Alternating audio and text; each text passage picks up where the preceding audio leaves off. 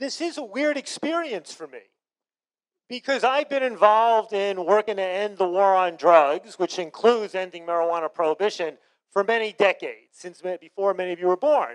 And it feels good. I mean, I stepped down from running Drug Policy Alliance. I started it, depending on how you count it, in 94, 2000, stepped down last year, kind of taking a little break to see what it is I want to do next.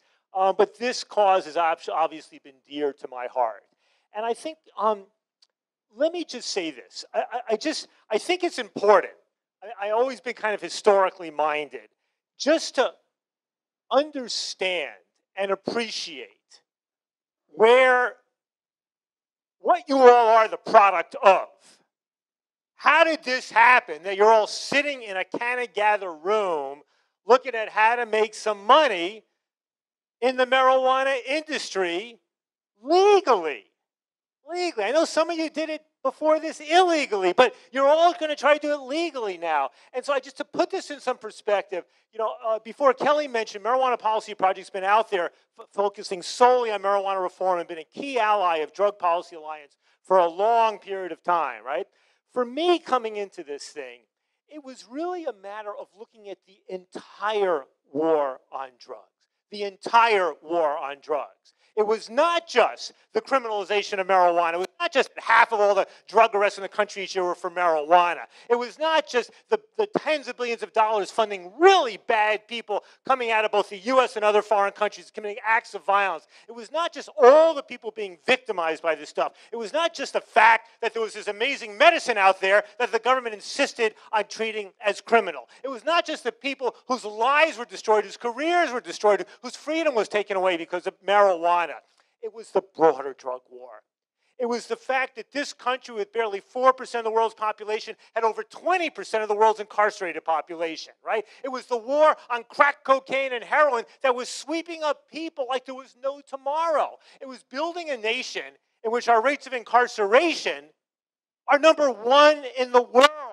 5 to 10 times the rate of rates of incarceration in Europe and other civilized countries. It was building the number of people locked up on drug charges from 50,000 to 500,000 people. Not just weed, but everything else together. And just because, that doesn't mean that I say we should be legalizing crack cocaine or legalizing heroin, but it is to say that treating those drugs as fundamentally a criminal matter, that treating anybody who uses or possesses those drugs as a criminal, even if they do no harm to anybody else, that is just as wrong as the criminalization of marijuana as well. It doesn't mean the solution is the same. And it also means that you all stand at a unique intersection in the history of American politics and economics and culture. Never before in American history has a movement driven almost entirely by concerns for personal freedom, for social justice, for racial equity, for good public policy, resulted virtually as a byproduct in the emergence of a legal industry that is soon going to be worth tens of billions of dollars a year. Never before. If you look at all the other social justice movements, the ones which the movement for drug policy reform, we sort of follow in the footsteps and stand on the shoulders of other movements for personal freedom and social justice, gay rights, civil rights, women's rights. Every one of those movements had significant economic ramifications as they succeeded, but not one of them developed a whole brand new industry. If you then look, for example, the one closest parallel, the repeal of alcohol prohibition. But the repeal of alcohol prohibition was essentially the re-legalization of something that had been legal just 15 years before. Major economic consequences, but nothing so radical. But here we're talking about a prohibition which goes back further than any of our lifetimes, which because of a movement driven by activists and by funders not interested in making a penny, Not interested in making a penny. When people start to say, oh, why did marijuana get legalized in America? It's because the industry and American capital. Bullshit. Right now, in the last year or two, that's beginning to be a variable. But the reason we legalized medical marijuana in California in 1996, the reason we went to Washington and Oregon and Alaska and Colorado and Nevada and Maine in 1990, 2000, legalized medical marijuana, that had nothing to do with building an industry. The reason we made New Mexico the first state in 2007 to set up not just legalized medical marijuana, but to set up legal dispensaries, nothing to do with making money. This was all about eliminating, getting rid of a prohibition. It was about allowing people who could benefit from the medical benefits of marijuana to be able to obtain and be first in line in obtaining their medicine. When we started organizing around ending these racially discriminatory arrests in New York City and other ones, it wasn't about making money.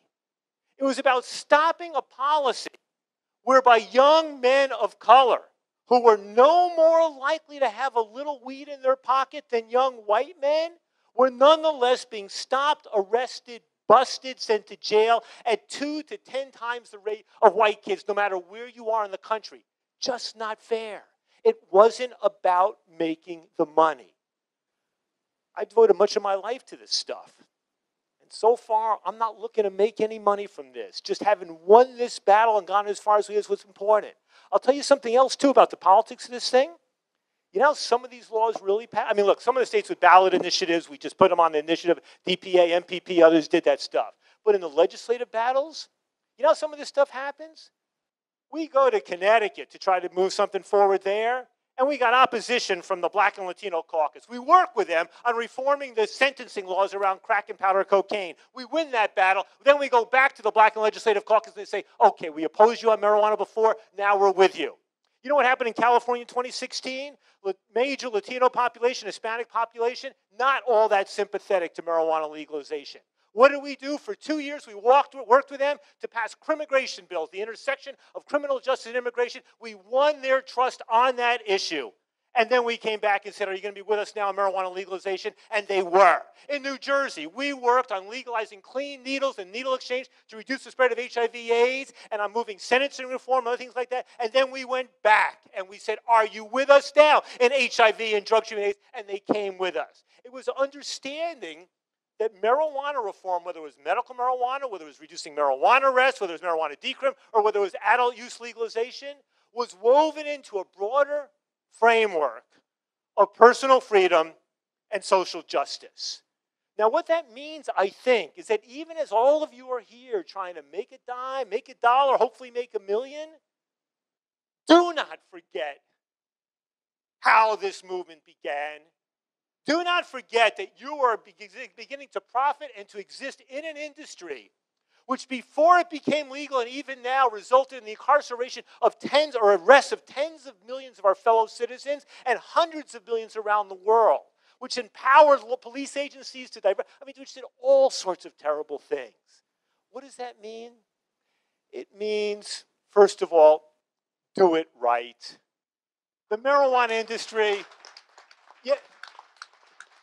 you got to aspire. You have to aspire to become a model industry in this country and around the world. You have to aspire that in the days in the future when Harvard and all the other business schools are doing their case studies of emerging industries, they want to point to the marijuana, the cannabis industry, as a model of a new and ethical industry, doing it with the right values, whether it's about helping to empower those people who got most screwed over by the drug war in the past, or whether it's by operating according to standards that are held to, look, we have a great product. I mean, not only is it wonderful to get high, I love it, but it's also the fact that the medical benefits are just so extraordinary. But the temptations to push a good product to the point where it becomes a bad product are omnipresent and always there. We never want to see cannabis getting tied in with tobacco in the same product. We don't want to see other things happening that are going to make people feel ashamed of being associated with marijuana. It means that as people worry about kids and about whether kids are waking and baking and all this sort of thing, it means being committed to advancing honest drug. One thing I'm very proud of with Drug Policy Alliance, the organization I built and left last year, is just last month embraced Drug Policy Alliance's Safety First project. You want to be involved. You don't want to be ashamed. You want to be advancing what it means to keep kids safe. You want to be part of the dialogue where when people are talking about drugs and kids, you're saying, yeah, we're worried.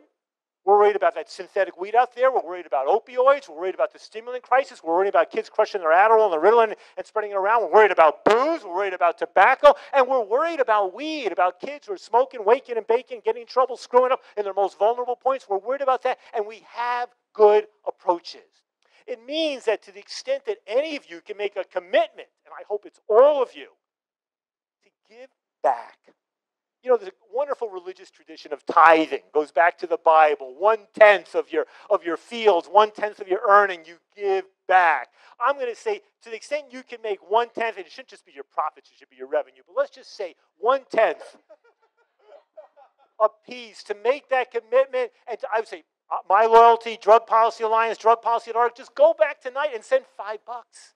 Or support the politicians who make a difference. But don't forget the origins of this thing. Understand that, so if marijuana gets legal, but there's still hundreds of thousands of people getting busted for simple possession of meth or cocaine or heroin, while other countries in Europe are not putting anybody in jail for those substances, and they're treating addiction entirely as a health issue, then justice is not done. And the thing that you are profiting from is not really worth it unless you're part of that cause to make this world a better place. So, listen, I'm a New Yorker. I was born on the Upper West Side. I've lived back in the Upper West Side the last 25 years. It's pained me that my own state has been so slow. You know, Andrew Cuomo was a good ally on reforming the draconian Rockefeller drug laws. He was good on some of the harm reduction, needle exchange, overdose stuff. He's been such a laggard on the marijuana stuff. I mean, just, you know, you look at it, medical marijuana, he took a good bill we put through the legislature and turned it into a bad law, right? Then we had to hammer him for 2 years to try to fix up the medical marijuana stuff. Finally agreed to do that. Now he's hanging back. What did he say yesterday? Well, I guess if New Jersey and already Massachusetts doing it, well, we were going to have but he's got to have a study because he can't figure out how it's going to make him work for him. But we just got to put the pressure on. But to make yourselves part of not just, I'm in this to legalize marijuana so I can make money, but I'm in this to legalize marijuana so I can help people for whom it's a medicine. I'm in this because I can't stand the fact that people are still getting busted. I'm in this because I don't just care about marijuana. I care about ending the entire war on drugs in this country and around the world. If that's what's driving you, then that's what's going to happen. So thank you very much. Good luck. God bless.